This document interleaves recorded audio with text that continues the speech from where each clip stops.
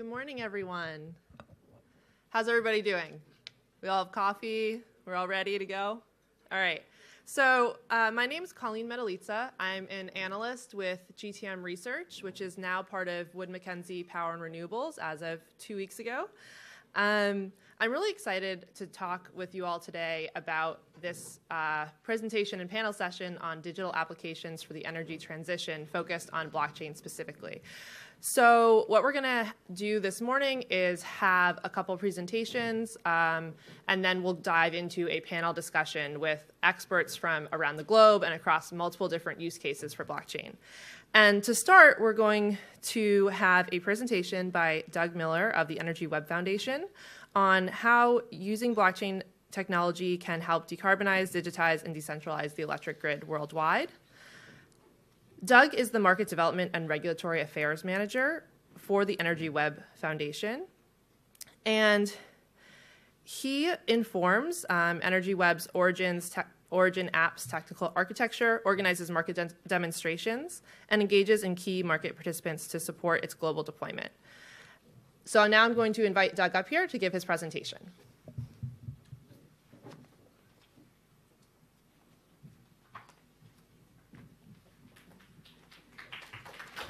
Thank you. Good morning, everybody. My goal for this morning is to provide a brief overview of blockchain technology, but I think more importantly is to offer some insights for why blockchain matters for the energy sector specifically, and sort of how you can get engaged in the work that Energy Web Foundation is doing more broadly. I'm not going to necessarily explain every detail about how blockchain works, because I think there's a lot of good material on that, but more why it matters. So when EWF thinks about blockchain, we think about it in sort of the broader evolution of the history of computers. So back in the 50s and 60s, we had developments around hardware. Then we moved toward development of software in the 70s and 80s, toward networks in the past few decades, and now toward blockchain. And with each of these sort of developments in the space of computers, we see sort of a period of expansion where there's a lot of new players out there, and then over time consolidation, and then the next wave of computation sort of building on the prior one. And so we sort of see blockchain in the space of building on the latest advancements of networks that we saw through social media and platforms like Google.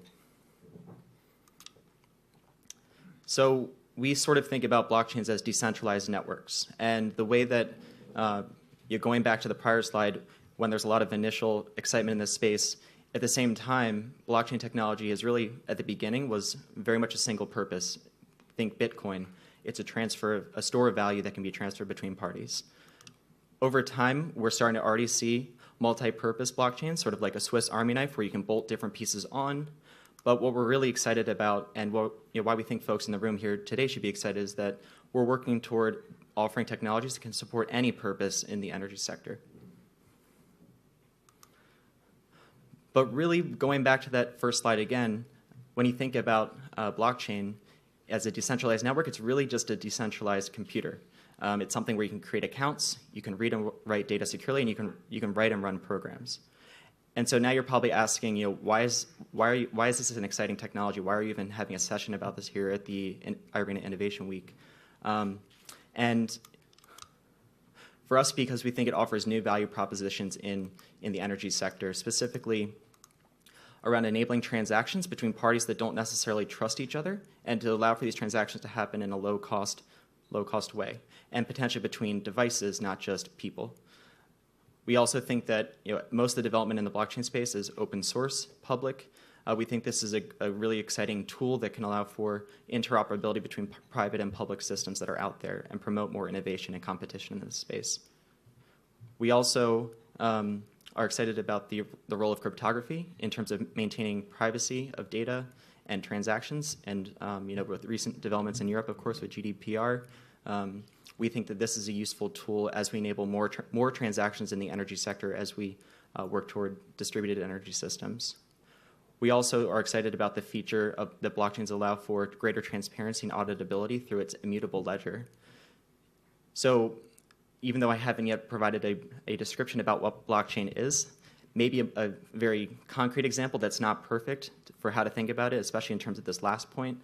Think about it sort of like a shared Google document where each time you get the shared Google document and it's in edit mode, you can, if it's sort of presented to you as the final version, if anybody manipulates the data, everybody can see that something has, there's a tracked change, and people will reject that change.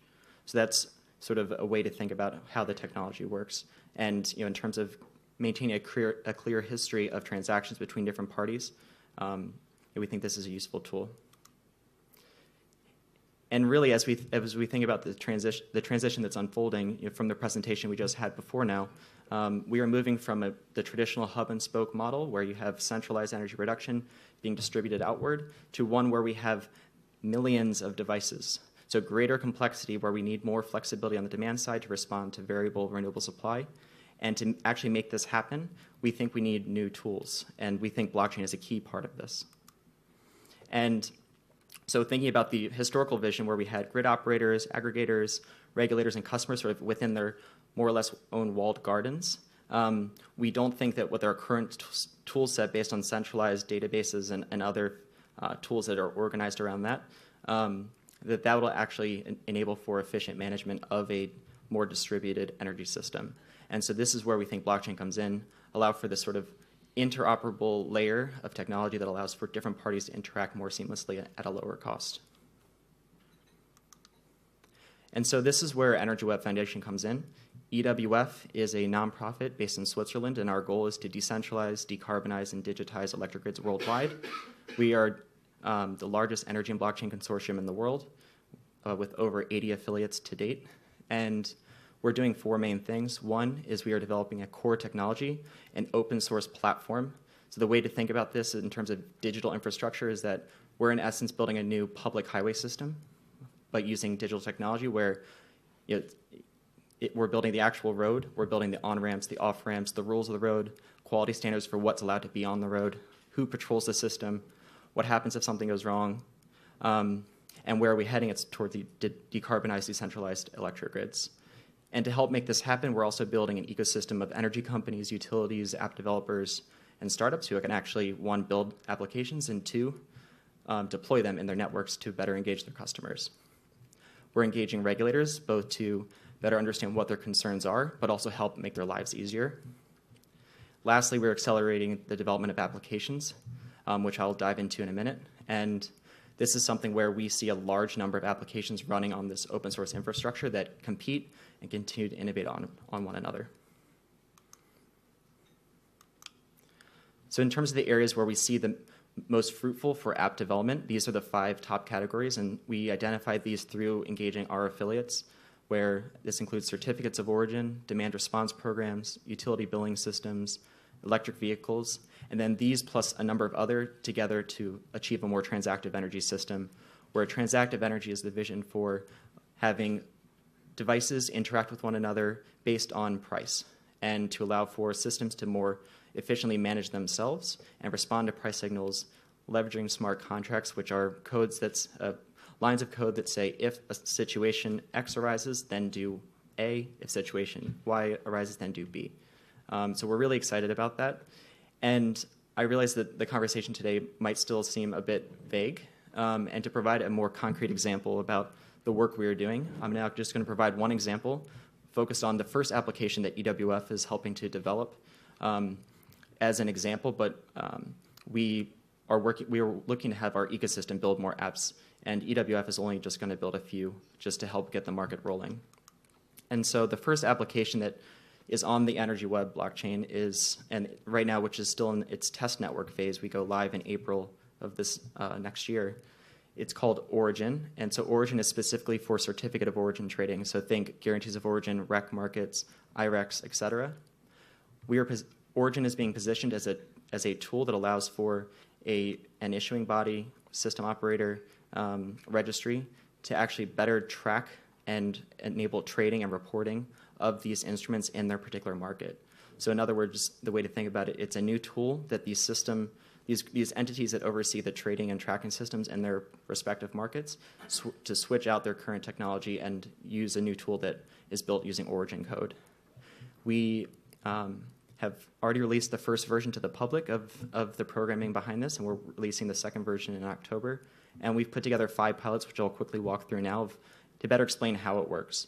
So in the first 3 pilots we put together in April between ENGIE and Microsoft in France, SP Group and the Development Bank of Singapore in Singapore, and TWL and E.ON in Germany, we connected real renewable assets based on the actual production at the hourly level. We collected data about those, similar to what's collected in a guarantee of origin, and transferred ownership in an automated way based on the buyer's pre-specified needs. So once per day, we transferred the ownership of green attributes from the buyers or from the generators to the buyers. So in other words, you can think about this in terms of an unbundled REC or guarantee of origin transfer. The next one, which I'm more excited about in terms of showing the greater features that we can offer to this market and what's possible, we connected 2 German households, their rooftop solar systems, and based on the actual production, we can aggregate the smaller production and then transfer it to EWF's office in Berlin. And what's interesting about this one too, in addition to the aggregation, is that with the demand specified by our office wasn't a number we chose in advance. It wasn't forecasted demand. It was actually based on our metered consumption. So in other words, what we are enabling is for an energy meter, if a building or home or whatever it might be consumes X amount of energy today, Y amount of energy tomorrow, then that then sets the specifications for automatic transfers from renewable providers. We also worked with the Sun and Battery Company, and we're still working with them to test the history of electrons that are produced from renewables that are being off-taken and put into batteries and then injected into the grid. So just to provide a visual of the first user interface, we ultimately envision any registry issuing body system operator to actually build their own user interfaces. So we just did this for the purpose of showing what the code does. On the right side of the screen, this is a tool where a buyer can go in and say, I need to buy X amount of kilowatt hours per day. I want to happen over the next year. I want transfers daily, weekly, or monthly. I want it to come from this particular buyer, or I'm happy with any wind coming from Germany, as narrow or as broad as the buyer might want. You can even, through this platform, connect your energy consumption assets to your meter on your home or office. And then by clicking the little purple button down there, that then issues a smart contract that says, if there are any renewable energy green attributes out there that meet my specifications, then buy it automatically and do it on the frequency I specify. And so we think this starts to enable more simplified transfers of green attributes in the market. And because we're also enabling tools that track at the kilowatt hour level, we think we can make the market more accessible to smaller generators and buyers. And just as an example, too, of showing how there can be greater and more real-time auditability of the transactions that are happening. On the left side, here's just an image from one of the days of one of our pilots, where, as it says here, on April 12th, 2018, based on ENGIE's wind asset located at that specific geolocation, Microsoft took ownership of the green attributes associated from that day, so of a volume of 10 megawatt hours. So this is, again, we're in version 1, and we're soon going to be releasing version 2. But I think what we're really excited about is over the next year, we're looking to partner with an issuing body or a registry to ultimately build a full version that could support an entire country system. And so I'd say stay tuned about where we're heading with this specific application. And in the next year, we should have at least a full version that could support a national system that then any country or market could adopt given that it's an open source license, could adopt without charge. Before I conclude, I just want to say that, again, this is one example of an application. The Energy Web Foundation is doing a much wider set of work. This is just an example to showcase what might be an example of something that's possible in the near term. But we're really excited about applications with electric vehicles with demand response. We're, for example, right now putting together a pilot involving an electric vehicle network and an electric utility that has to meet certain carbon targets, and combining it with the origin code to make it easier to track the carbon impacts associated with switching to electric vehicles in that particular market to meet their policy target. But with that, thank you very much. I look forward to the panel discussion.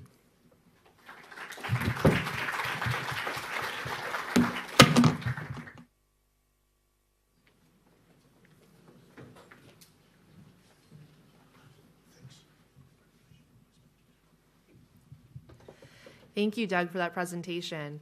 Up next, we'll have Mr. Jan Vorink who's the manager and national regional control centers at TenneT. And TenneT is the transmission system operator in the Netherlands and Germany. And Mr. Verink graduated as a master's in business administration and is an engineer. He's worked at TenneT since 2002 as the manager in several departments. And he will be speaking to us today on unlocking grid flexibility, the age of blockchain at TenneT. Thank you.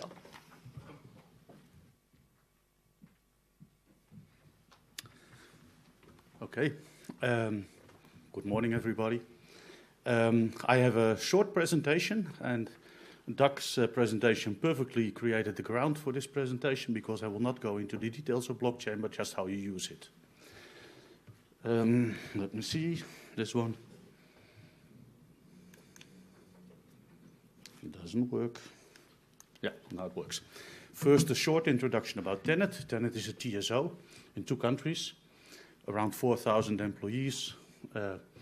We have quite a big investment portfolio, 28 billion euros in the coming 10 years. That's likely to be too short. We will have to invest much more in grids to make the renewable energy transition possible.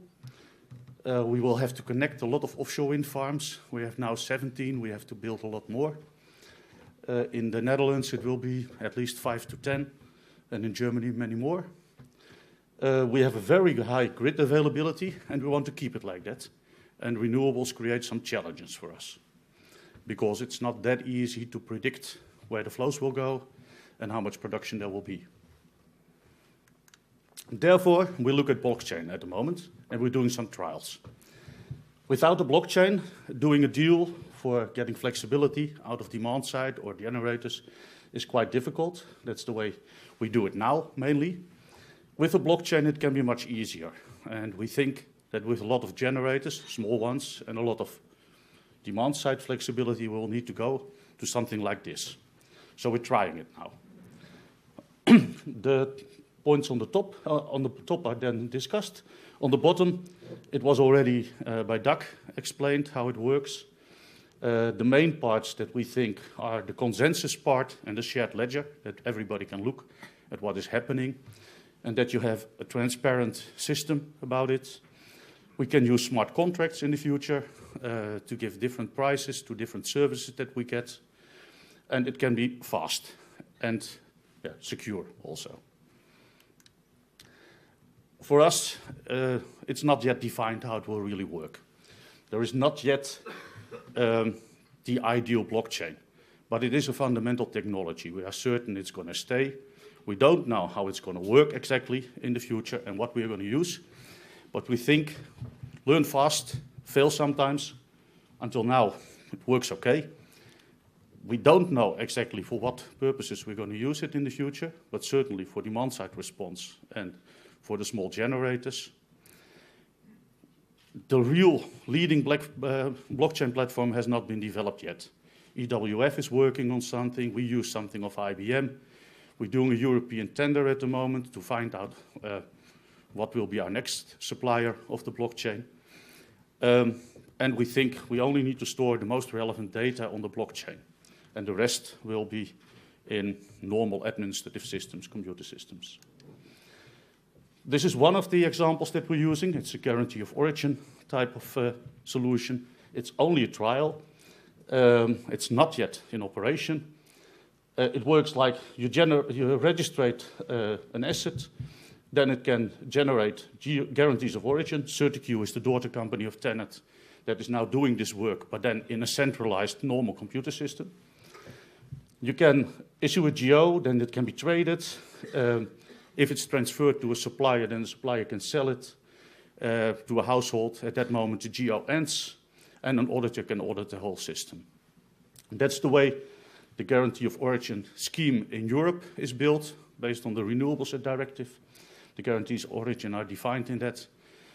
You can do this completely in the blockchain. Now we're doing it with central registers and trade it between the central registers. That also works, but this can be faster and better. Then the flexibility blockchains. We have 2 of them. In Germany, we have the Aquari blockchain that we are using, also with Sonnen, like Doug also explained. But there we use it to redispatch power from the north to the south, or the other way around, when we have congestion in the extra high voltage grid. And we use the batteries from houses with solar panels on the roof, so it's renewable energy, but it's stored on the side of the grid where there is an oversupply. That's normally in the north. There we have a lot of wind in Germany. We then take more energy out of the system there by storing it in the batteries, in the houses of the people that have the solar panels on the roofs. And in the south, we take energy out of the batteries during the day when there is a lot of wind and put it into the grid. And by that, by lowering the amount of energy in the north and increasing the amount of energy in the south, we stop the congestion. It's only a small trial, but it works. And it works on a blockchain. In the Netherlands, we have Republic, also a trial. It works with a company called Vonderbron. They have a lot of Tesla cars in their portfolio. In the Netherlands, electrical vehicles are quite big. It's happening a lot, 130,000 electrical vehicles and something like 10,000 Teslas, I think. And there we want to have support for balancing the energy system. That's the most worthwhile business case because balancing the energy system is quite expensive. And we are spending more and more money for that.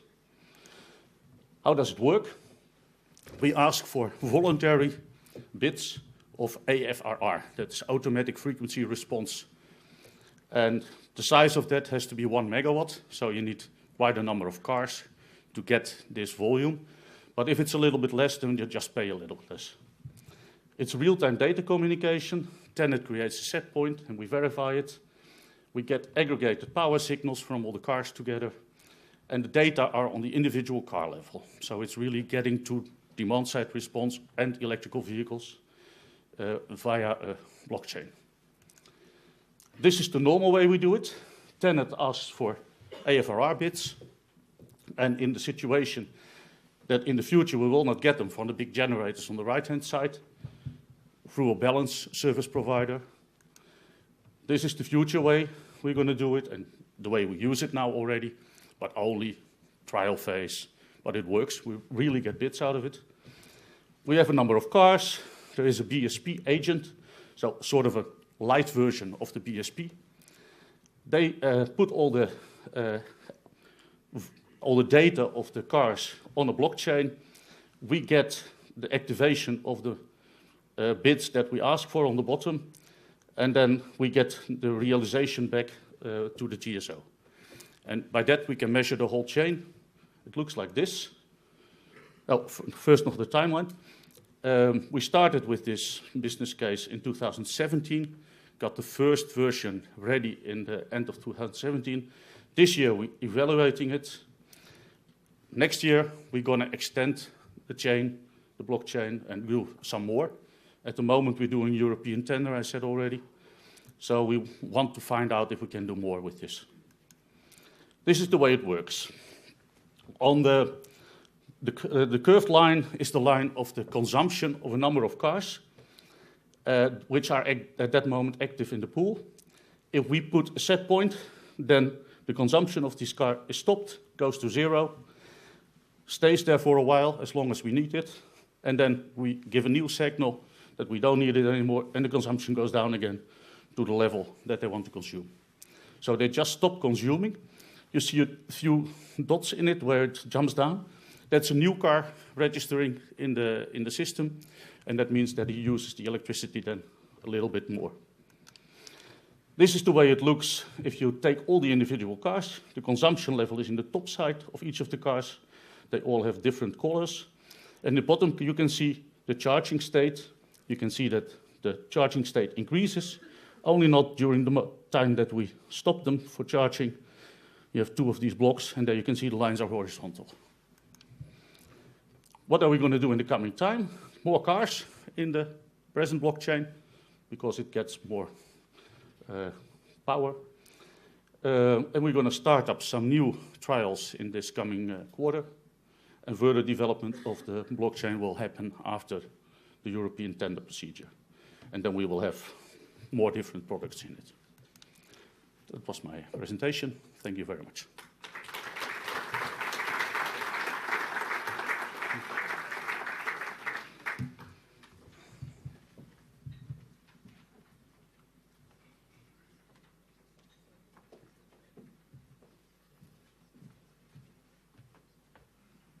Okay, thank you so much, Jan. So I'm actually our next presenter, so I've already introduced myself, so we can just move forward here. Here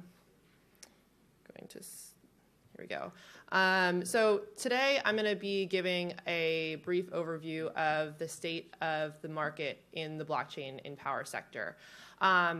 Before diving into some of the details, I do just want to mention that because I focus specifically on grid edge applications, a lot of the deployments that I'm going to sort of give at a high level overview does not include things that might be for, say, renewable project funding of solar, which you'll notice like in some of the emerging markets where we've seen a lot of that, that's not highlighted there, as well as things like supply chain tracking,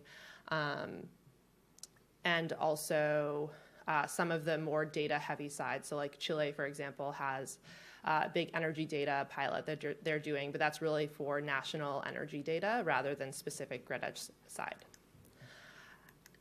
So over the past 2 years, we've seen $466 million invested in blockchain power applications, about 189 companies enter the space, and 71 projects that are both publicly announced and happening globally.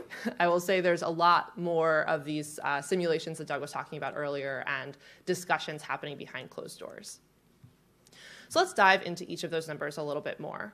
So this $466 million that was invested, about 80% of that has been in initial coin offerings. This is a blockchain-specific method of fundraising that was popularized. And last year, I think there were billions and billions invested in these ICOs. We've seen a bit of a slowdown this year, which I'll get to in a minute. We've also seen about 20% of this come from venture capital. Again, I will say that I think that number is higher. A lot of times, investment amounts are not disclosed. So something to note that majority of the money is coming through this sort of very blockchain-specific item where you don't necessarily even need to have a final minimal viable product in order to raise money in this way. So it's a bit of a new method to really help people jumpstart something that is very R&D intensive and does take a lot more time to develop than maybe other technologies. So when have these investments been happening? This chart shows the number of investment rounds that were happened. So if a company did an ICO, it would count as one investment here. And so what you'll notice is that we had a big run up in Q3 of last year, and this was sort of when you started seeing Ethereum and Bitcoin prices really increasing, and everyone, Power Ledger and Grid Plus were sort of the first big blockchain energy companies to raise about $30 million each last year in Q3. We saw that trend continue Q4 and Q1. And then, we started to see a little bit of uncertainty in the markets. And so I will say initial coin offerings is a really great way to raise money when the markets are excited about blockchain. When you see the market sort of start to leave that, you see a sort of transition both towards venture capital, towards people trying to find alternative methods of funding. You also have seen a shift, while we still call it an ICO, from how we track it to what are often called token generation events, which might be token sales only to accredited investors. And this is to help deal with regulations in the US, for example, where the SEC, Securities Exchange Commission, has cracked down a lot on fraudulent scams. What you'll also notice is that you might be like, why is Q3 so high? This is actually because a lot of ICOs have been delayed or stalled from Q1, Q2 announcements, and so they sort of keep getting pushed. So from our database, it looks like a lot of those will hit in Q3, but I would posit that by the end of Q3, we'll see a lot of those will have shifted into Q4 and beyond. So of these 189 companies, not all of them are startups. You're going to see companies that have entered the blockchain space, say like IBM, that's been around for a long time. But again, you'll notice that 2016 we had companies really sort of start to enter the space. And then 2017, we had a lot of companies, become founded, start working on this, really ramp up their speed. And then we have again seen a little bit of a drop off in 2018 of new companies. And this is largely because we're starting to see a lot of these startups earlier really start to gain, some. I don't want to call it market share because everyone's still very much in the trial phase, but start to develop relationships with potential clients. So developing relationships with utilities, developing relationships with off-takers, developing relationships with solar developers. And we're seeing those companies start to grow rather than necessarily new entrants keep entering and trying to get, these ICO funds that seem like they're just giving away for free. So as we're seeing this sort of market correction, I actually think it's very optimistic for where the industry is headed. And just a quick highlight on sort of the 32 of these companies that we have listed as having specific trials in here. And so I will, for example, mention, Energy Web Foundation obviously is doing a lot of things behind the scenes, so you won't necessarily see their logo here. These are ones that have announced projects in specific locations. But the big thing I want to call out here is, and I'll bring us to the next slide, is peer-to-peer energy trading. Is the biggest sort of use case talked about. And I like to make the distinction on just a definition perspective. Peer-to-peer energy trading is something that should be noted as more of a virtual transaction than a physical transaction. And what I mean by that is you're essentially almost creating real-time PPAs with people. So what I'm selling to my neighbor or maybe to a company down the street with the solar that I have, but that's not really impacting grid management. So where I personally get excited about a lot of these discussions is when you start thinking about how distribution management works, how EV charging works, how grid flexibility works, like what Jan was just talking about at Tenet. And so I'm excited to get into more of those details with all of you today. And then just sort of a final note before we enter into our panel discussion. These projects are happening globally. Like I mentioned, this is a grid edge specific one, so they're happening on all continents across the globe, with the exception probably of Antarctica. Although let me know if you know of any. And I think there's been a real concentration in Europe, the US, and Australia, where we're seeing these happen. And that's partially due to both the number of renewables there, as well as, for example, Australia has a lot of solar, as well as I think just a lot of potential for changing the way that the grid is currently being operated. And with that, I think I will invite the rest of the panelists to come up here once they set up the chairs. And I'm just going to grab my notes, actually, and then I have a couple of housekeeping announcements for everybody.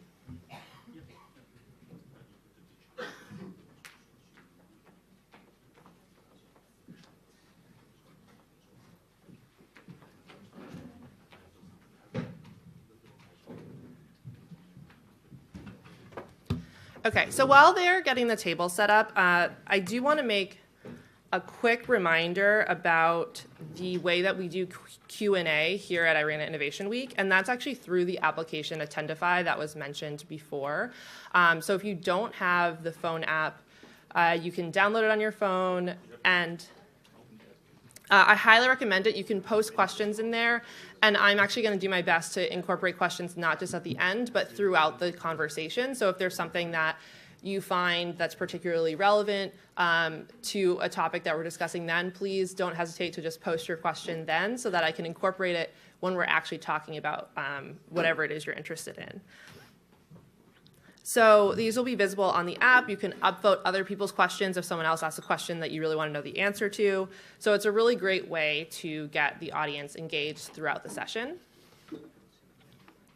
Just as another note, so IRENA has been working on a white paper on blockchain specifically as part of this conference. And so this whole week, as we discussed before, is informed by IRENA's ongoing project, the Innovation Landscape for Renewable Power Integration. And one of the innovations they've discussed is blockchain. There are hard copies of that draft report currently available. I recommend everyone to take it, read it, provide feedback to IRENA so they can make it as good as it can be. And with that, I'm going to invite my panelists to join me up here, and we'll start with introductions.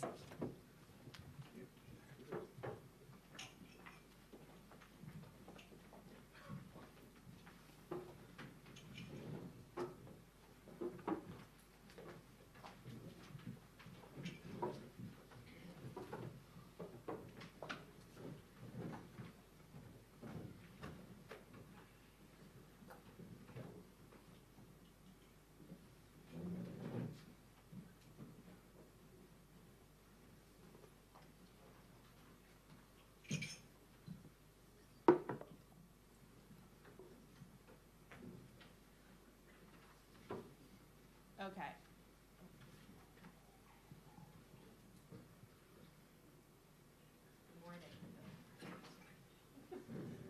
Oh, here we go. Third tries the charm.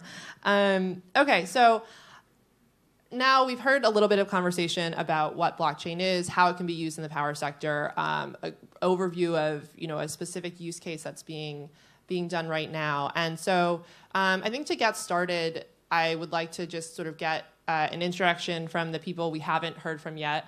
Just a quick, brief overview about your name, your role, and how you're connected to the blockchain industry. So, Mark, can we start with you? Yes, so my name is Mark Verstiphout. I work in the European Commission in DG Energy, where I'm the deputy head of unit responsible for research and innovation, digitalization of the energy system, and how we can, let's say, bring the energy industry along with all the digital innovations is a big priority for us.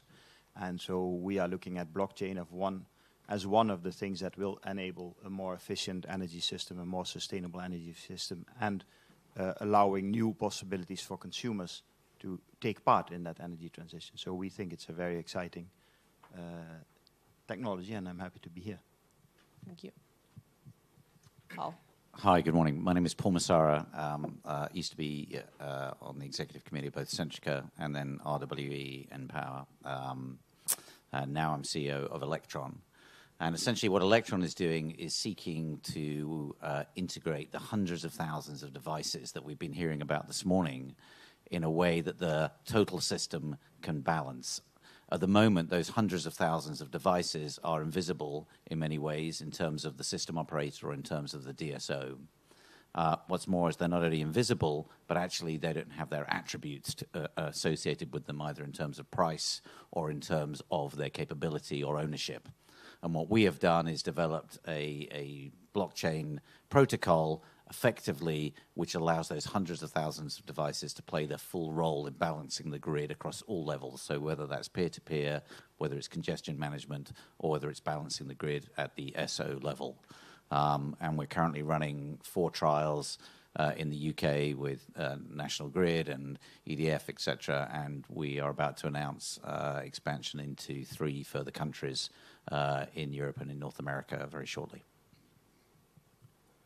Hi, my name is Thomas. I'm from Chile, the Chilean Solar Committee, and we're specifically working with entrepreneurs and innovation projects that are seeing blockchain as an habilitating technology for not only renewables and solar peer-to-peer, but as well as certificates for green products, green service. And today we're working with those entrepreneurs, and as well we're concerned about in the future, which will be the standards that will help to communicate different technologies that are being developed, and to avoid double compatibility in as well as certificates or trades.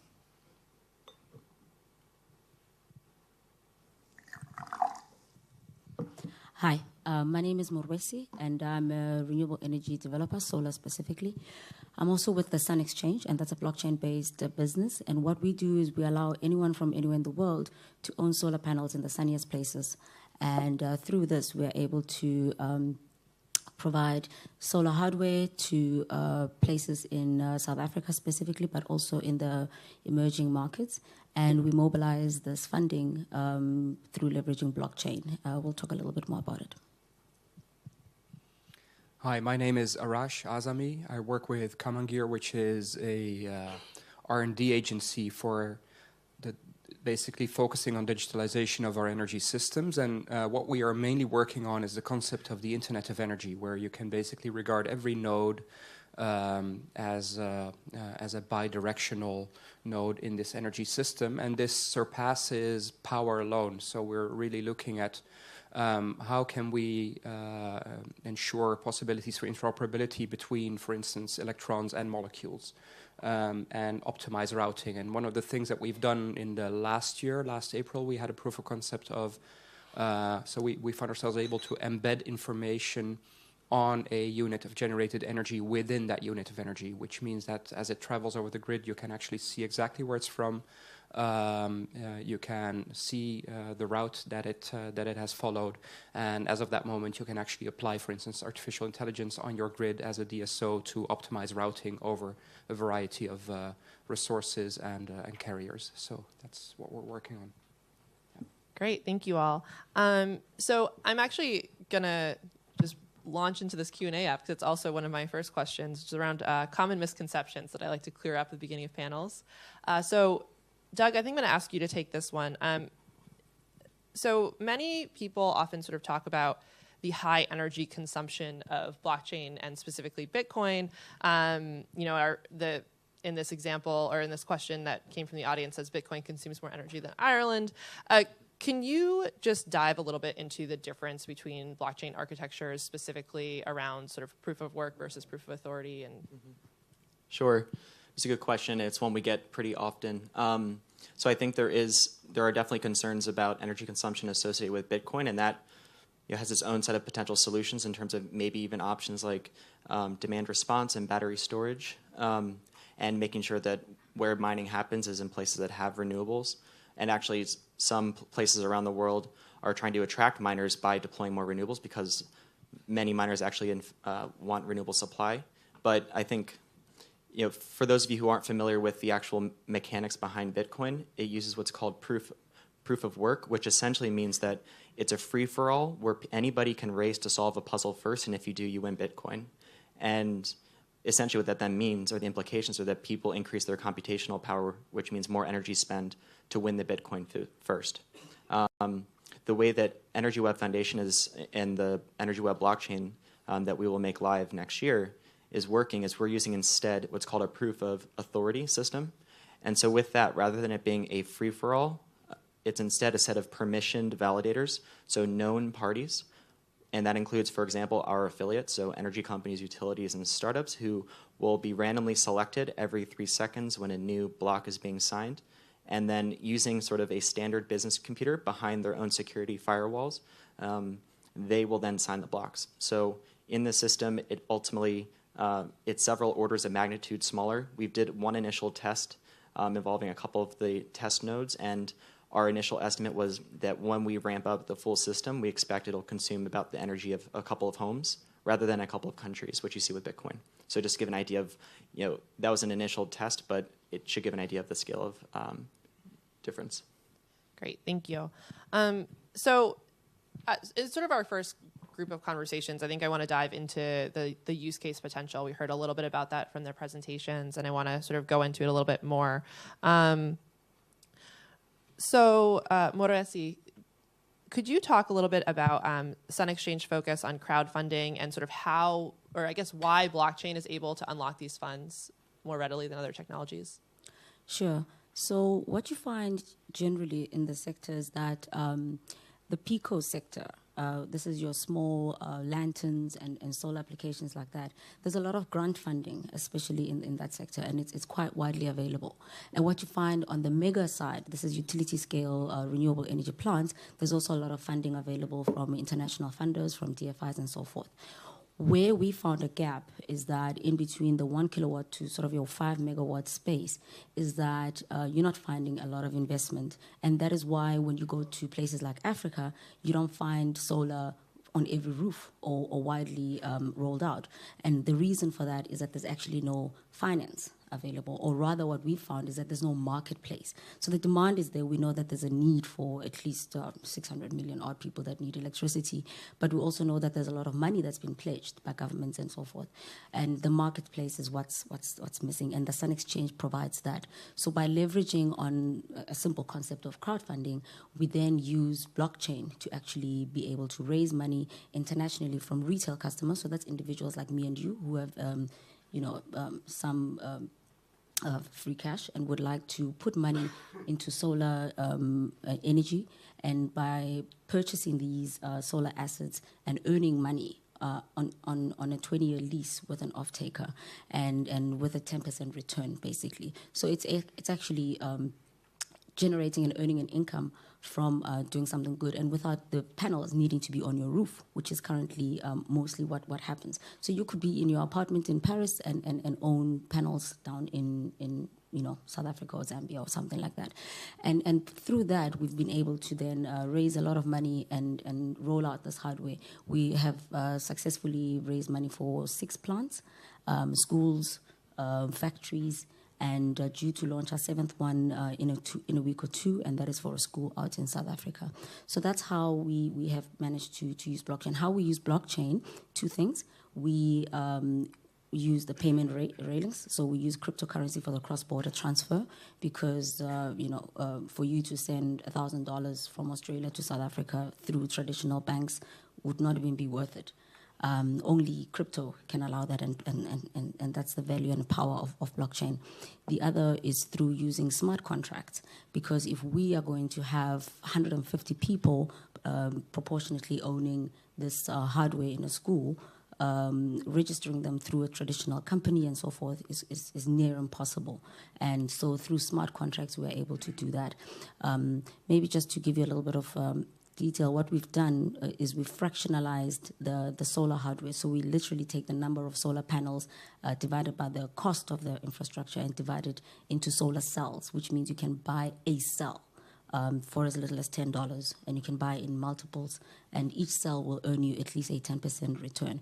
So this kind of return obviously is not attractive to institutional investors because it's just too little.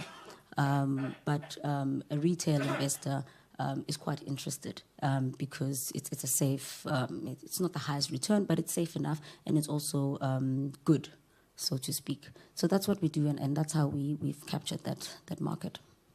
Great, thank you. And Tomas, can you talk a little bit about what's been going on in the Chilean market? I'm not sure how familiar you are with what the Chilean government's doing versus what your company may be doing. So if you could speak to both. In the Chilean market for blockchain technologies, we have a first approach, knowing how blockchain is working with the National Commission of Energy. They implemented a certification of data. So every data that is uploaded to a platform, an open platform, is validated by blockchain technology. So you can know if that, for instance, that amount of energy that they're declaring that it was produced by solar utilities plants is validated or not. And that's, I will say, the first approach to validate information through the technology. And now there are 1 or 2 projects that are working on actually peer-to-peer energy transaction and to energy certificates for products to know the traceability of the energy production of a product. And the service. I mean, you can sell a service or a product knowing exactly and trusting that has been produced with renewable energy. That has been more or less the approach. It's an approach of knowing the technology and then letting the market take the technology and adapt it as is suited better for them. Great. And in the peer-to-peer energy side, just because I'm always trying to sort of parse out what exactly we're talking about there. Is that households? Is that trading solar power across households? Is that bringing in businesses? Is that incorporating the utility? Or is it still too early? No. There are. You will see. I invite you to all today in the evening in the showcase. We have one of those projects is going to present, but basically is he's working in enabling the certificate. One example is they're producing solar energy with PV panels in the rooftop, and they're toasting coffee in that place. So the coffee has the traceability of being toasted with renewable energy. There are a couple of projects, on developing projects about tracing the energy produced for a mining company. So you can the cathodes of copper that you will export will have a seal that it said it has been produced with that amount of renewable energy. So 10, 20, 30, 40% of renewable energy. So we think that the market will enable blockchain technology by preferring new products, and we see a whole potential in in the copper production, because electrical cars will demand several times more copper than, one electric car has 3 or 4 times more copper than an internal combustion car, so it will trigger more copper, and that copper should be sustainable, responsible. And now with the other technology that we're seeing in this Innovation Week is hydrogen. So there's a market of hydrogen today, but if it's a price that it should be a price for premium hydrogen that is produced with renewable energy. It's not contaminating. So there you will see a new market. Well, blockchain will have to secure to the buyers and which hydrogen I'm buying right now. So it's more a market-driven. We see as a market-driven technology, so the market will decide yet. Great. And I guess, Arash, from your experience sort of thinking about the Internet of Energy, which use cases, either that we've already discussed or that haven't been discussed yet, are you sort of most excited about that blockchain might be able to help bring around? So, you know, I think it's really going to be across the entire system that we're going to see use cases that are going to prove themselves as really valuable. And in the meantime, we're going to see a lot of, let's say, little mistakes and some learning money here and there. But one of the things that I'm really excited about from the end user point of view, or from the small producer point of view, or the prosumer, is that, for instance, your guarantees of origin will not be virtual anymore. It will be completely directly linked to the exact origin and the exact moment that unit of energy was generated, for instance. And this, in Europe, already the guarantees of origin represent a 120 million euro market.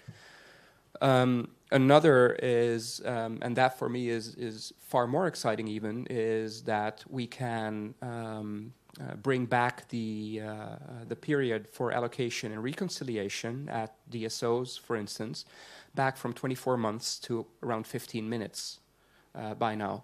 And there's a lot of insecurities that you have to bridge when you don't know for sure what you have delivered over a 24-month period.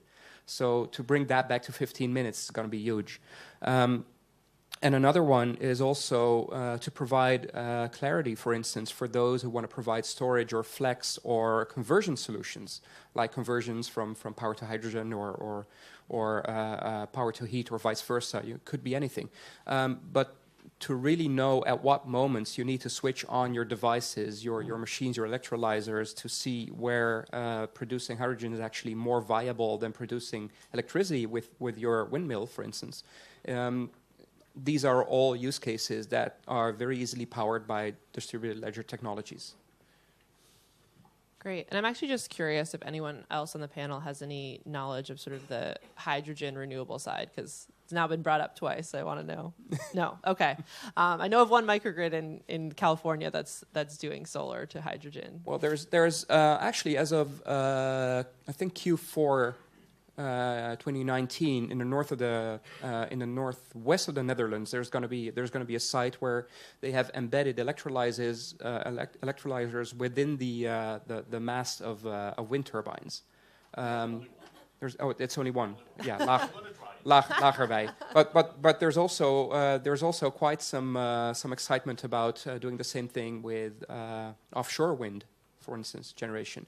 So instead of instead of dimensionating your copper like really broadly, which is very expensive to reach land with all the electricity that you're generating, you can also generate a part of it in the form of hydrogen and actually bring that to land. So great. Oh yeah, please go ahead. May I add? There is also a possibility to use a battery which produces hydrogen at the same time. Mm-hmm. Depending on the volume of electricity that you put in, you get out more storage or more hydrogen. So that's also a trial that's going to be done completely in the north of the Netherlands. I think it's from Vattenfall and a university there, and one other company. I don't know which one. Great, thank you. 20 megawatts or something. Yeah, so it seems like what a lot of the use cases being discussed in blockchain right now are really around the sort of certificate of origin, tracking where energy is coming from, where it's going, Paul, I want to sort of switch to the sort of marketplace that Electron's using. Can you talk a little bit about sort of, I guess, how that works and sort of the added value that blockchain is able to bring? Yeah, so rather than trying to create a new market in the UK, the system operator spends about £1.2 billion a year on balancing the grid.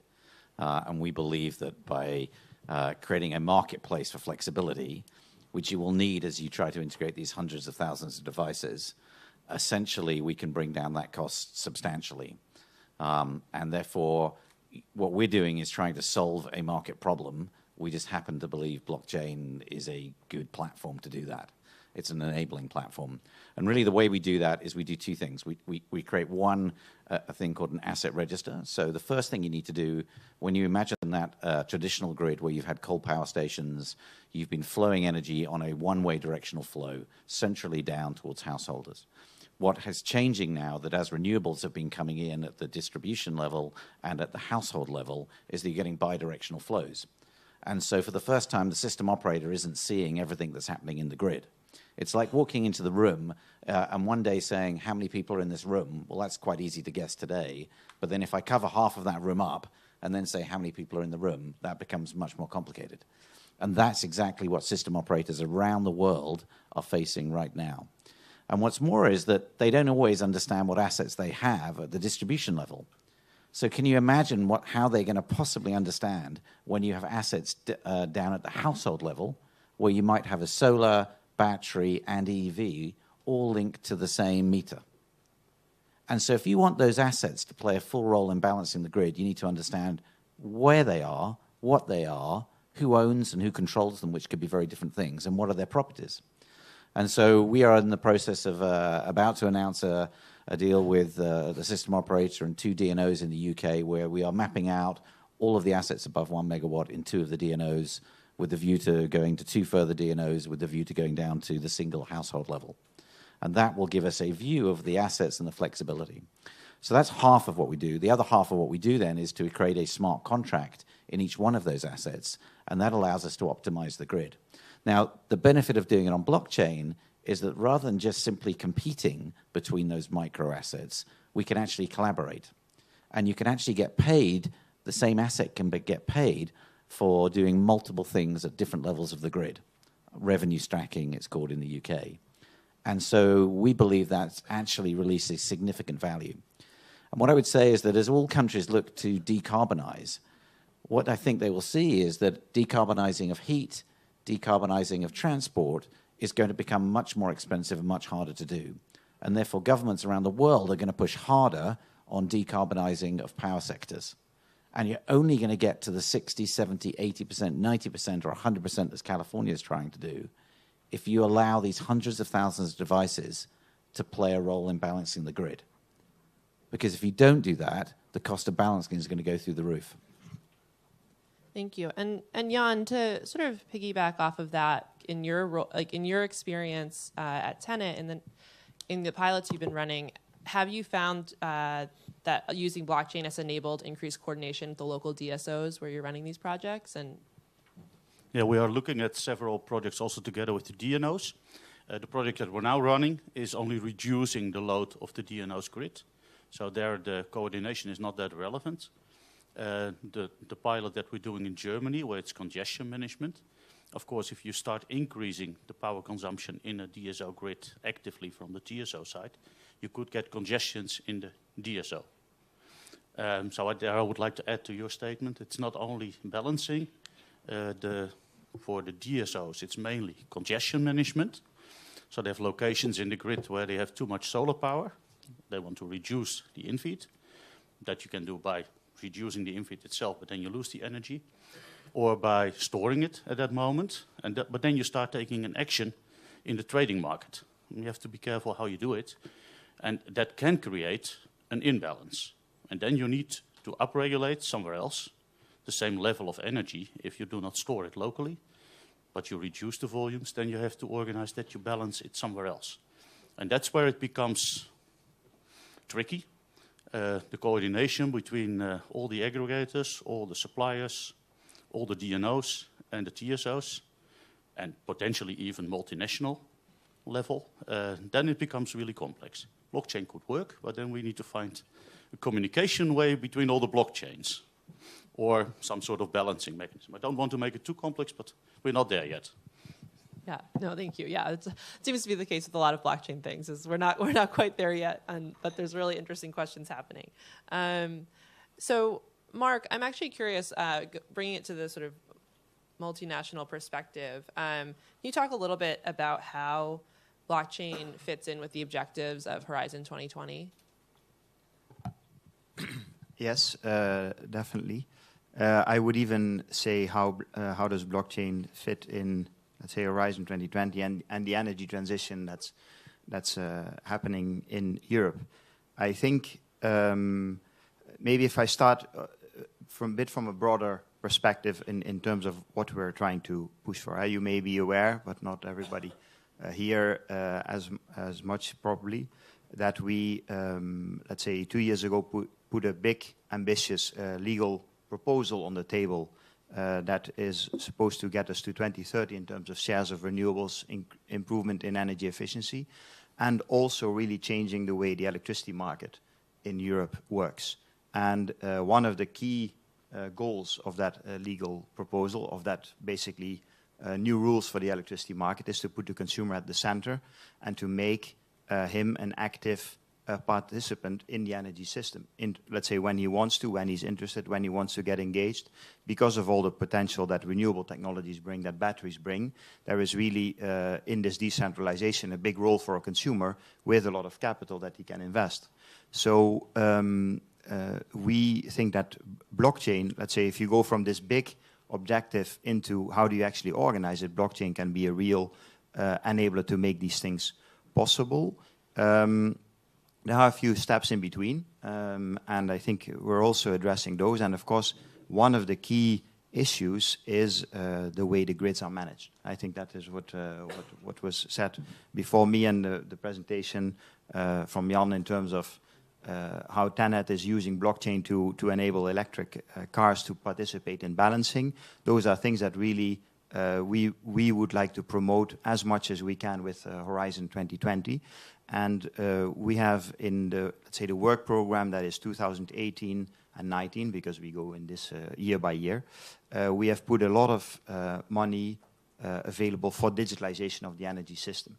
And so that looks at big pilots that try to combine network operators, both at TSO level and DSO level, how they communicate with all these distributed assets that they don't own, so the fridges in the homes or the solar panels on the roof, and how they can help in balancing, in congestion management, and how network operators need to basically transform the way they run the business, the way they charge everybody who's connected to the grid in order to make, let's say, the flexibility that is in these distributed assets available for the benefit of the grid and in the end for the benefit of the energy transition.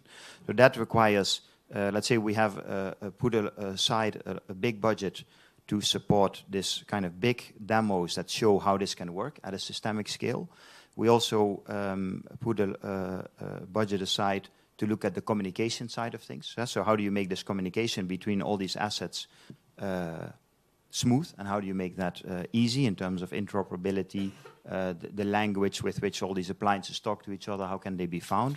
Because I think one of the things that requires what you are saying is that all of them at least have a chip and can communicate with everything else, and that it doesn't take an installer to come for a day to make sure that your smart meter can communicate with your fridge and your solar panel and everything else. If the transaction costs for those kind of things are very high, then it of course takes a long time for this flexibility to come to the market.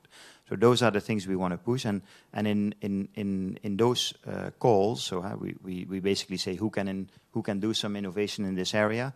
We also mentioned blockchain and distributed ledger technologies as one of the things that we would like to see applied in those cases to see how they can also reduce transaction costs, because I think that is in the end where we see a big value of it. And then I didn't mention so much the aspect of how do you get consumers to invest, the guarantees of origin type of things, which is also a big thing, but that is, to be honest, currently in how we deal with Horizon 2020, not such a research priority yet, because there we focus still more on the kind of the technology side of things. I think that will change in the future, but at the moment, not so much.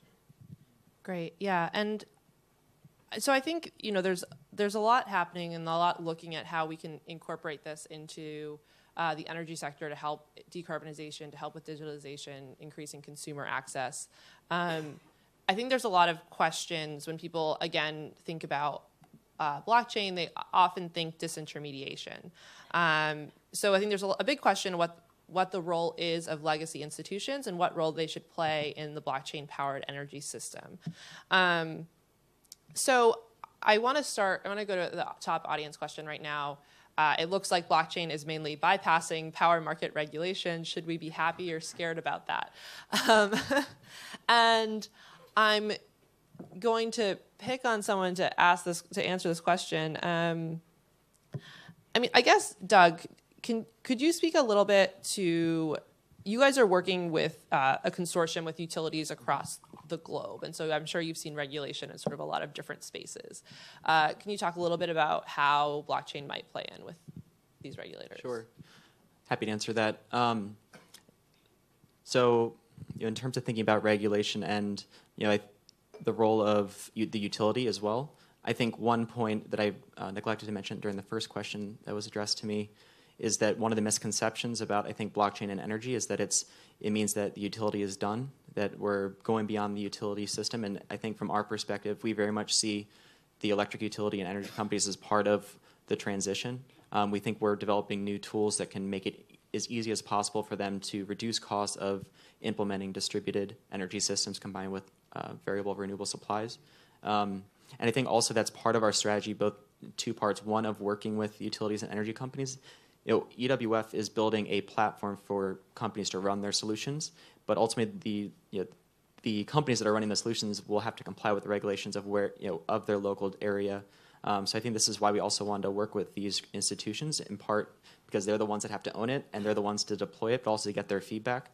This is also why we've been engaging regulators from the very beginning, and even more now as we start to have more of these proof of concepts and pilots running. From our perspective, because blockchain is a bit of a confusing concept for people to grasp, we wanted to wait until we had more concrete things to show. And I think also in terms of thinking about other regulations, not even necessarily around energy, but this is, and I saw a question about proof of authority about up there on the screen. From our perspective, we think it's important to have a system that's being managed by known entities. So that's in part why we're working with permissioned validators.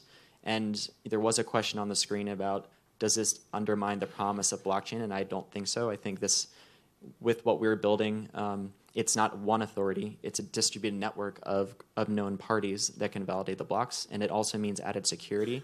You've probably seen in the news instances of cyber attacks in US grids, for example, where it's essentially a single point of attack. And if you successfully get there, you can really mess up things for people. With what we're building, it means you'd theoretically have to hack every single institution system or hack into every single household thermostat separately because of the way the architecture is. So I think that's generally speaking how we're thinking about it and why we're sort of engaging the different parties that we are now versus in moving forward too. Yeah, thank you. I'm actually curious, Morwesi, if you could talk a little bit about the role with regulation and sort of these, like in South Africa, for example, where you're building these projects, and how, I guess, because you did mention like the bypassing of financial institutions for payments, but on the energy side, how do you guys work with regulators there? Sure. So, yeah, I guess with us, it's really about democratizing as much as we can. But I think we can't avoid that the future of energy is decentralized and possibly to a large extent democratized. In as far as how our systems work, these are self-consumption systems. So it's a rooftop, and the business or farm or school or factory is consuming all the energy. And how we've designed our model is that it works completely outside any incentives. And that's actually what makes it even more attractive and viable. Unfortunately, regulators tend to be slow to come to the party. And when they do, I don't think it would be too much of a problem. I think it's not in anyone's interest to not have these type of arrangements regulated in one way or another. But at this moment where we operate, there isn't really much, except there are some incentives here and there. Certain areas are starting to to come up, certain municipalities are offering incentives to sell some excess energy into the grid, and that comes as a bonus because our product doesn't work, doesn't depend on incentives, and when that is the case, obviously it's quite helpful. But outside of that, there aren't many tight regulations, and I suppose it's because this is for self-consumption. If we were to start doing some peer-to-peer or feeding back into the grid officially, then I think that's where it would come. But my experience is that our governments and regulators are very slow to come to the party, and it would be good to have more conversations with them, because I think there is room to play. I can give you a quick example. I mean, for developers like us, we have no interest in doing things like building up transmission infrastructure and things like that. That already exists. We've seen that on the supply side, on the generation side, we're going clean. So that's great. On the demand side, consumers are becoming prosumers. You can't avoid that. But there is a role to play for governments. They have this incredible infrastructure, and it can be used if we all just collaborate, and blockchain can assist with that. Just to add one thing quickly, I think this is also why, in terms of the way that EWF is oriented its work, and I think many other groups up here and others in the broader ecosystem of blockchain and energy are focused on open source licensing. This is something that allows for more flexibility. Essentially, with tools that you're seeing emerging, it means that here's a solution and you can copy and adopt it in your market, but you can also make modifications to meet locally specific needs. So if there are regulatory differences, this allows for essentially additional lines of code to be added or ones to be removed to meet local regulatory needs. Great, thank you. Yeah, Paul, go ahead. So I think what I would say is that we're not coming across any blockchain-specific regulations that are causing problems. The problems that are happening is the energy market's in transition, and so all of those problems are happening anyway. Often people say that a regulator it has a funny relationship with innovation, and the best quote I've heard is that it's like a bloodhound trying to chase a greyhound. The greyhound always stays in front, and the bloodhound always follows afterwards. I think what we have seen, and I would say that the UK government have done a good job in this actually, is that they have done two things. One is they have allowed Ofgem, the regulator, to develop sandboxes where effectively people can trial things without the normal regulatory burden. And that has been extremely helpful in people testing and trialing. And the other thing that the government have done is that they've allowed the regulated businesses, whether that's the DNOs or the SO, to have a pot of money under their rate base which can go to innovation. And that has been useful in terms of funding innovation and trials, which I think is so important that is needed. And as we've gone into different countries and are speaking to different regulators, they're picking up that as actually quite a good model. And just yeah, one tiny addition, because I fully agree that if we're looking at governments and regulators, that there's a lack of pace. But one of the things that we've done in the Netherlands is 2 years ago I started writing the digitalization agenda for the energy sector in the Netherlands and presented that to the government. And by now it is actually becoming an official program. And just 2 months ago we were able to engage 60 of the key decision makers from the markets and from the government and regulators to gather together for 2.5 days to really define what the rules should be in a new and fully digitalized system, because that's the way that we're going to go anyways. And it was really hope-giving to see that actually all these people also from the governments were joining. And the outcomes are really interesting, because by October 4th, we're going to have the work conference of the top sector energy in the Netherlands, and we're going to be presenting the outcomes there. And actually, they are already also being funded, as in terms of R&D, and supported by both public and private parties. So there's a lot of groundwork being done and also speeding up that process. Yeah. Great, thank you. And I want to bring Mark into this conversation. And so another question that's on this topic is blockchain requires a change of the energy market regulatory framework. How is this being pushed or supported by the European Commission to meet its needs? Yeah, so actually I don't think it necessarily requires a change of the regulatory framework. Let's say in particular, if we talk about the applications like grids or guarantees of origin. Of course, for example, if we talk about guarantees of origin, you would need some kind of recognition of what you do in the blockchain, that is a valid registry of a guarantee of origin, but it doesn't require at EU level a change of rules, I think, because we don't define how you actually verify whether a guarantee of origin is correct or not. That is the national issuing bodies who do that. And when it comes to the grid applications, the one you were mentioning, for example, or the one that TenneT is using, well, you can contradict me if I'm wrong, of course. But at least, again, at EU level, let's say what we need is rules that open up the way network operators interact with all these distributed assets, and that they are able to give them a value. The thing, what I was mentioning before, valuing flexibility with all these distributed assets for congestion management, for balancing, and for the wholesale market, that requires that network operators are able to pay somebody or adapt tariffs to behavior of connected assets or of consumers in the end. And that is a big discussion that requires regulatory changes. And that is one of the key points also in the legislation that is currently being negotiated, that we hope will be finalized by the end of the year. So these things are happening. And we are pushing the market in that direction because we think the way network operators run their business is changing big time because of the decentralization and the digitalization. And so in that sense, blockchain is also just one of the elements that really changes the way they run the business. But I think the essential elements, hopefully, we have addressed them in the rules that are coming now and that really enable network operators to do the things like TenneT is doing. And for me, in that blockchain is just one way of how you pay somebody. So, you know, in the energy market rules, at least we don't define whether somebody needs to be paid in euros or, let's say, with cows or with blockchain. So I don't think we need to really change the regulatory framework in that sense. I would like to add that in the case of Chile, the national electricity coordinator, the grid coordinator, is changing the way they're operating, and by law they're now obligated to innovate. So they have to have an innovation department. So the thing of this that you have to manage innovation, and one of the part of managing innovation is to knowing what is going on. So they're looking for new technologies, as blockchains, how it will affect them. So so they can be prepared for the future change in the grid or in the distribution lines to help the distributors to adapt faster than they usually are used to. So it's I think that.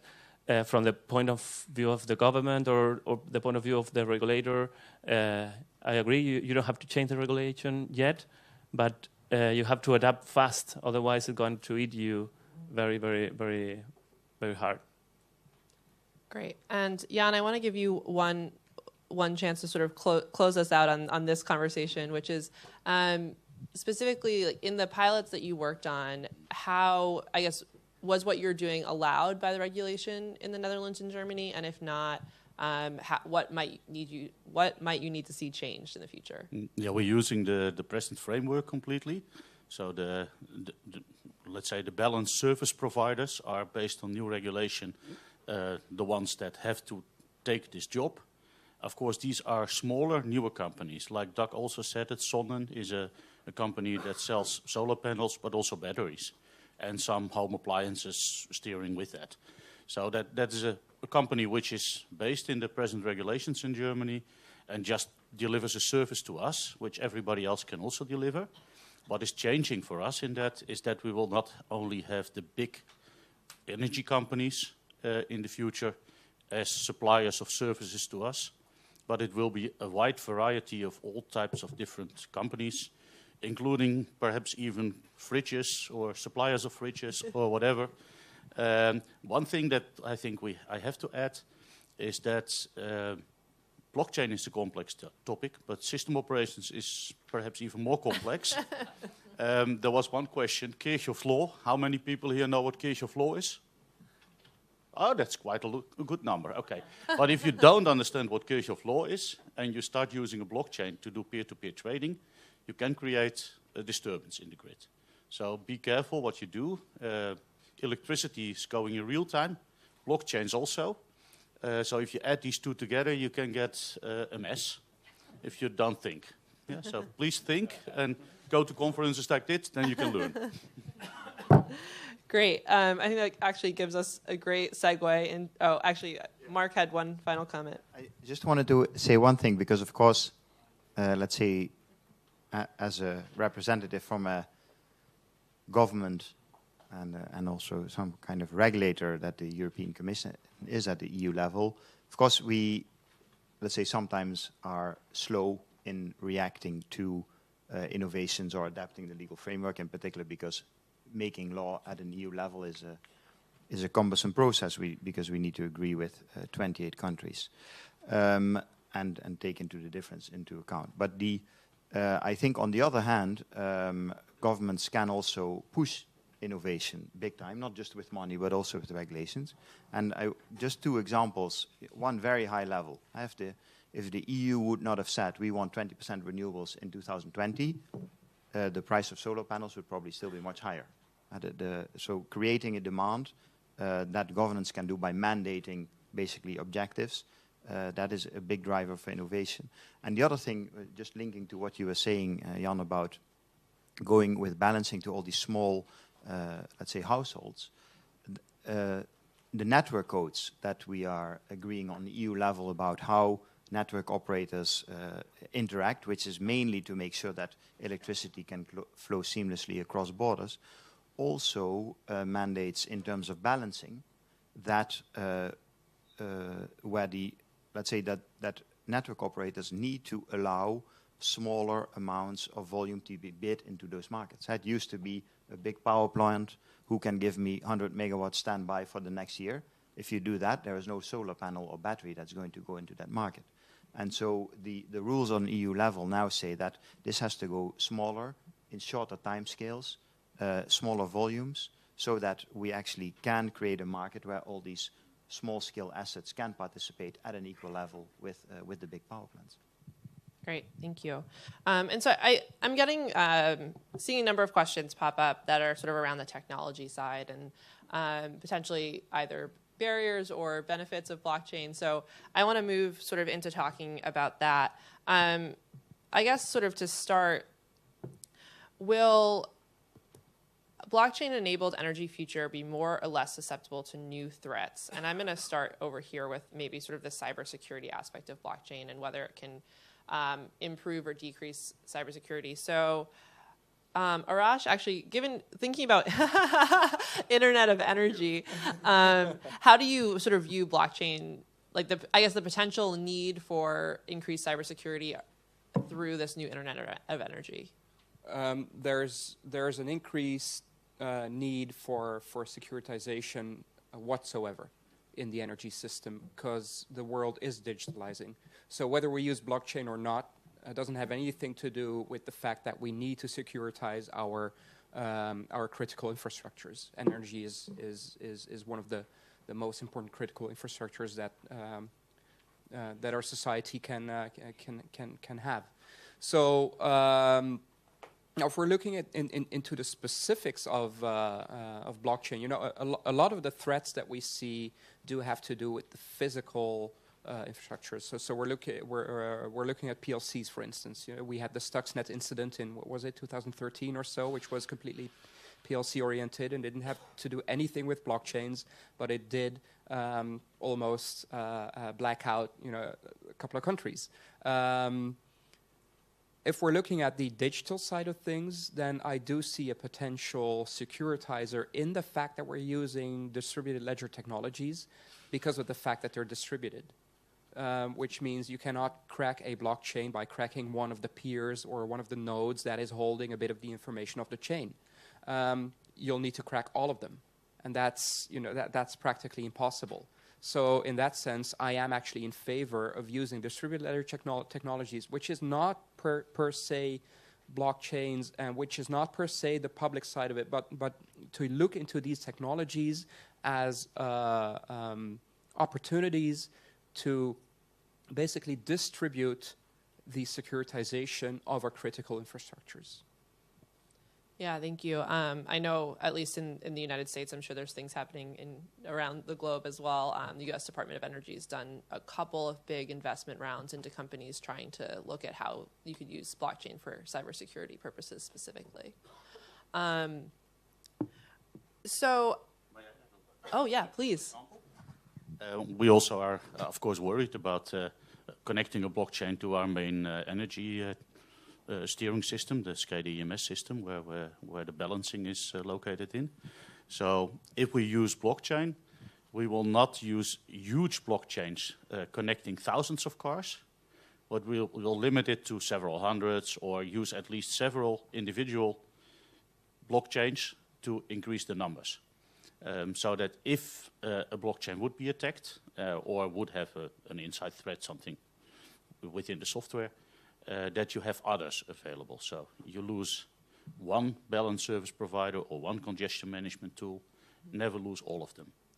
And so that is a way that you can practically deal with even the threat that the blockchain would be vulnerable for attack itself. I agree, it is a distributed technology, but still there will be connection points to the points where you will make the money with it. Yeah. So on that point you are vulnerable also. So that's a practical way we think we can do it.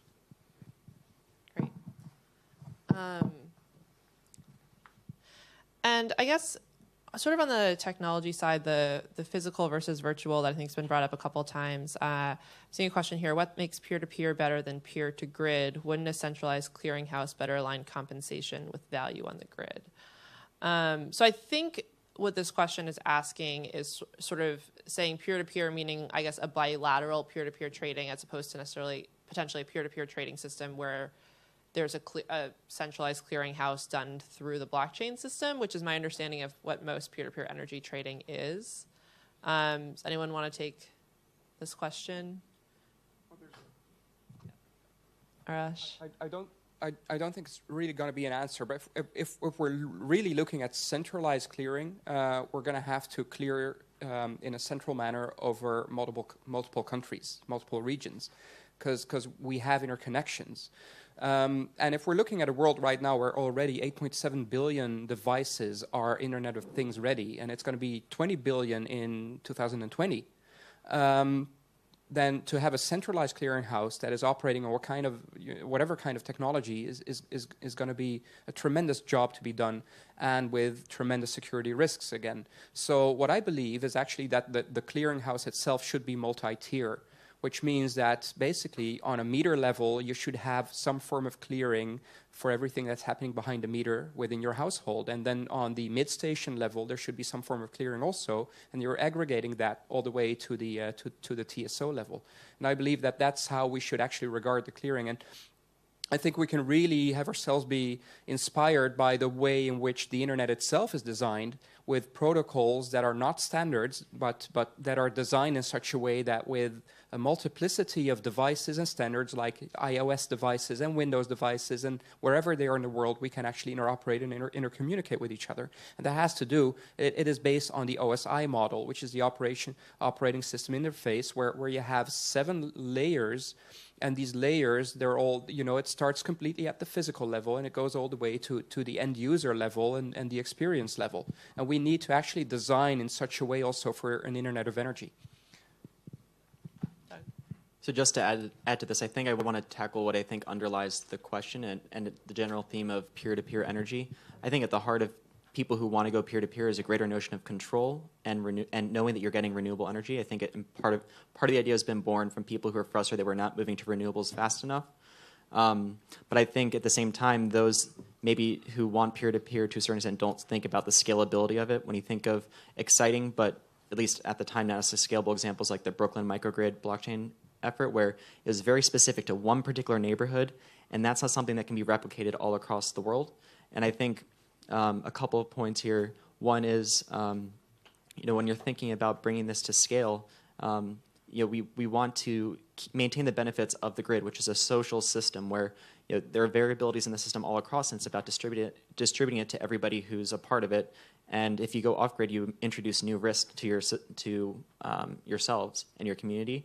And I think this is something that's maybe not being brought to the forefront in some of the motivations of these questions. But we still see a role for the centralized system for owning the physical assets, but allowing more participants to engage, and also maybe change the notion of what the peer is in a situation, and thinking about the peers as actually the devices that roll up to the customers, and giving more control for these peers or devices to interact with one another.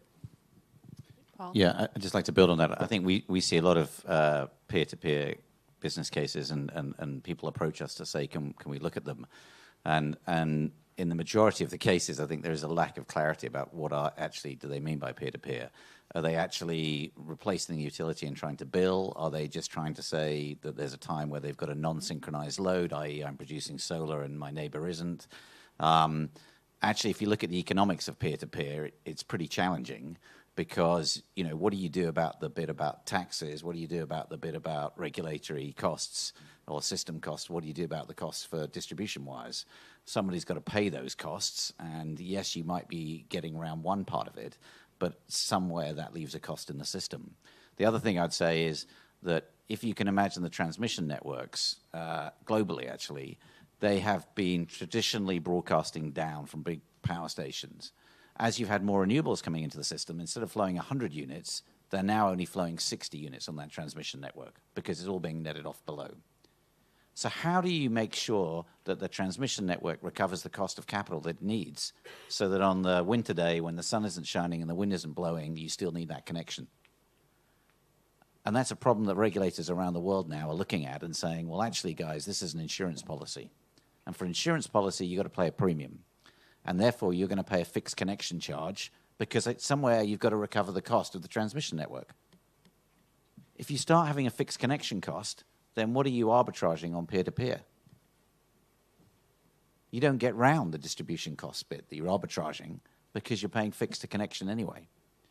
And so I think there's a lot of questions that need to be asked about peer-to-peer and about the scalability of it and about the true economics of it.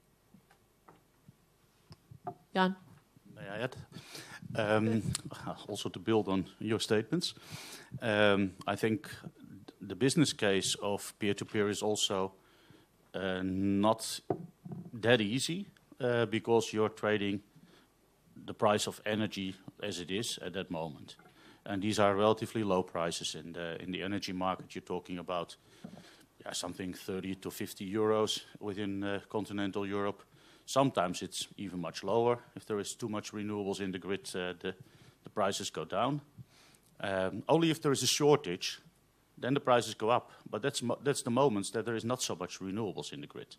So this part of the business case is difficult in a sense. And I think the other business cases for congestion management, like the DSOs have, if they have a problem in installing enough grid in time, then there is a much better business case than the business case of peer-to-peer trading of normal megawatt hours. And for the balancing, it's even huge, potentially, because if you don't have the big generators anymore, then the prices of balancing energy will go up very fast. We are paying every year 10 to 20 million more for having all the balancing energy available. And prices in the balancing markets go up from the 30 or 40 euros for the normal energy to 400 euros within minutes. So the business case then 10 times better, but only for a limited number of hours. But okay, yeah, that's in my opinion, part of the total business case discussion. Great. So I guess then in the future, it sort of seems like peer-to-peer is kind of what's happening while blockchain is being tested. But as we sort of move forward, we'll be moving more towards things like flexibility and real-time pricing happening. I even believe that we're going to move towards a future where the price of a unit of energy is not that relevant anymore. Because if we're moving to resources that are abundant, like renewables, and are producing energy at zero marginal cost, then it's not about the price of the energy itself. And I think that we're going to see a similar movement as we had when we introduced the internet 30 years ago. We were paying by the kilobyte that we were uploading or downloading. And then as of somewhere in the 90s, I think it must have been somewhere in the early 90s, we started to have the first flat fee providers, where it was about the bandwidth that we were purchasing as users, and we were actually free to upload and download within a fair use policy. And once we're going to have a multitude of peers that are going to be prosuming, I guess that in certain communities we're going to see these business models come up. And already we are actually, I've been experimenting with these models in a few places, and there's this concept that we're working on to introduce this, for instance, in African villages, where it's not about the price of the energy because they're off grid, but you're gonna connect these people to abundant resources of energy by installing solar panels, for instance, in let's say Niger or in Kenya. And it's not about the price of the energy itself anymore. It's about, the assets bear a certain cost, but after that, they're producing at an energy return level that is a lot higher than the amount of energy that has been put into these panels, which means that it's the costs that people are paying are for the amount of imbalance that they're creating on the system, or that the premium that they're getting is actually for the amount of balance that they're adding to the system. So you're moving to entirely new market models. Great. Does anyone else have anything to add on that one? Awesome. So we're closing in our last few minutes of the panel. I did want to get to a couple of things, sort of thinking about the governance of blockchain specifically. I think one of the important aspects to note with blockchain is that while they are automatic and have smart contracts that sound really fancy and amazing, someone has to program those smart contracts, right? And so as with a regular contract, it's only as good as the code or the language that's put into it. So Doug, I'm going to start you on this one because I know EWF has focused a lot on governance. Can you talk a little bit about like the importance of governance in blockchain and what you guys are focused on specifically?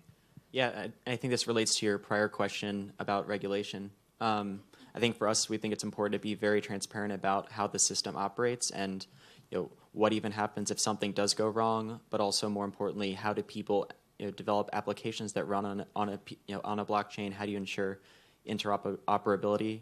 And then I think even more interesting, it's a topic that I'm actually surprised didn't come up at all yet today, is the interface between the physical and digital world. So how do we actually get the data from the physical world so we can actually do stuff with it in the digital world? So this is another area in terms of protocols and standards. We're developing open source protocols for actually sending data from meters, from production assets, et cetera, so it can actually push data to the energy web. But this is something that requires being very, a lot of transparency with regulators to make sure it meets locally specific needs. So that's I think summary of it. Great. And Morwesi, actually, on the physical to digital side, I'd be curious, you have people that are investing, from across countries to build these solar assets. How do they connect or understand and trust that connection of the physical to digital world through blockchain? Yeah, that's quite a challenge.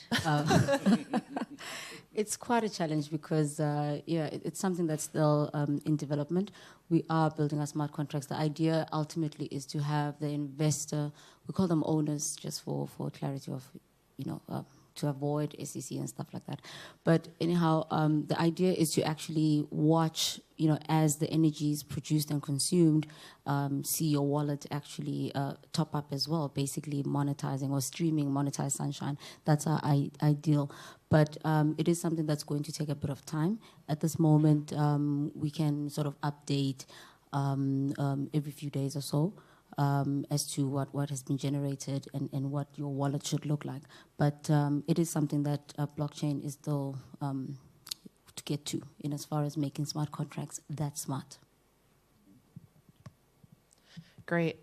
And sort of, I guess, going along the lines of both physical and digital and also working across multiple technology types. I think I want to end on interoperability, everyone's favorite topic, which could be a whole panel in itself. So we have a question here. How interoperable are different blockchain applications currently being developed and implemented? Is consolidation necessary before a wider rollout? And I actually want to focus maybe either on interoperability across blockchains, but also interoperability of blockchain with grid edge assets, because I think connecting them and having that sort of seamless connection, as we were just talking about, is difficult and isn't quite there yet. To close out, I guess, Tomas, can you talk a little bit about in in Chile, at least with the data validation that's being done, that sort of first project, is that data being entered specifically? Is it tied to grid connections? No, the data is entirely specifically for.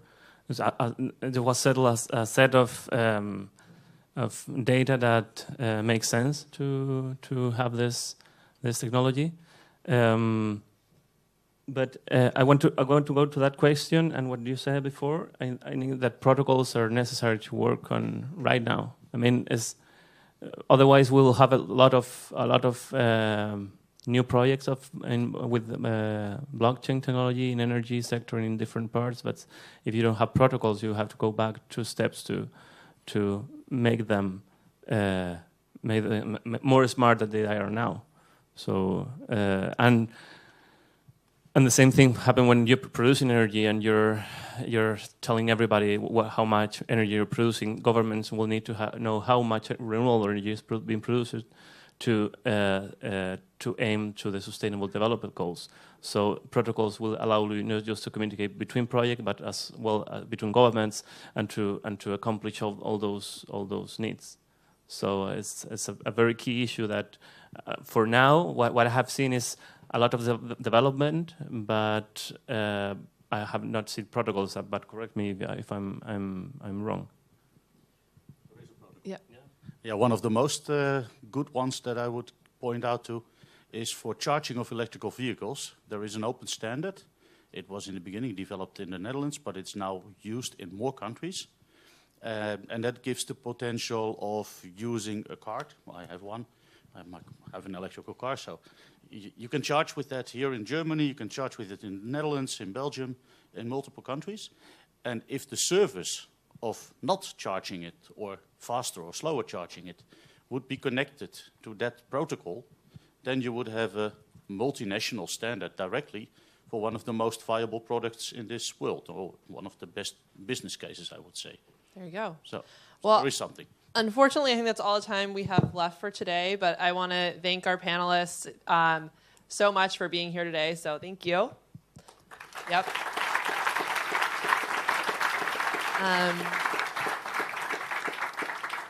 And housekeeping note, it's now lunchtime.